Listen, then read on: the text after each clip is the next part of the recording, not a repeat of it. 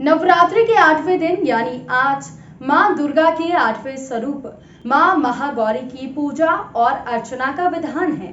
तो आइए माता के स्वरूप के बारे में हम आपको बताते हैं।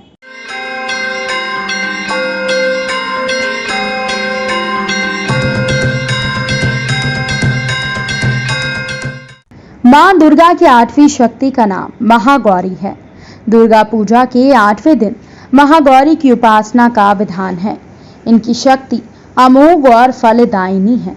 इनकी उपासना से भक्तों को सभी कलमश धुल जाते हैं, पूर्व संचित पाप भी विनष्ट हो जाते हैं। भविष्य में पाप, संताप, दैन्य दुख उनके पास कभी नहीं जाते। वो सभी प्रकार से पवित्र और अक्षय पुण्यों का अधिकारी हो जाता है। इनका वर्ण पूर्णता गौर है। इस गौरता की उपमा शंख, चंद्र और कुंद के फूल से दी गई है। इनकी आयु 8 वर्ष की मानी गई है। 8 वर्षा भवेद गौरी।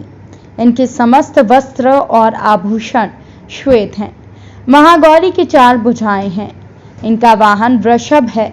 इनके ऊपर के दाहिने हाथ में अभय मुद्रा और नीचे वाले दाहिने हाथ में त्रिशूल है।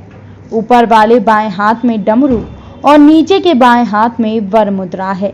इनकी मुद्रा अत्यंत शांत है और अपने पार्वती रूप में इन्होंने भगवान शिव को पति रूप में प्राप्त करने के लिए कठोर तपस्या की थी। तुलसीदास जी के अनुसार भी इन्होंने भगवान शिव के वरण के लिए कठोर संकल्प लिया था। जन्म कोटि लगी रगर हमारी, बरहूं शंभु ना तर रहूं कुंवारी। इस कठोर तपस्या के कारण इनका शरीर एकदम काला पड़ गया।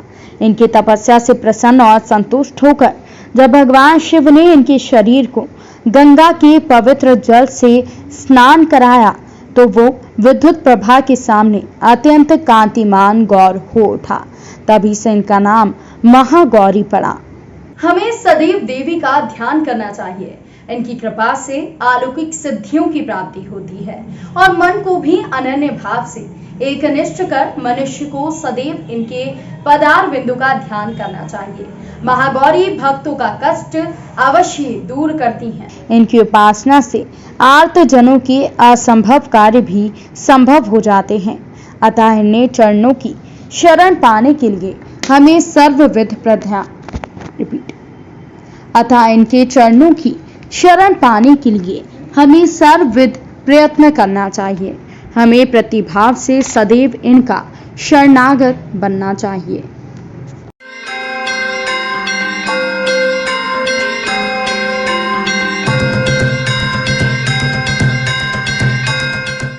तांडव न्यूज के नवरात्रि स्पेशल में हमने आज आपको मां के 8वें स्वरूप के बारे में बताया।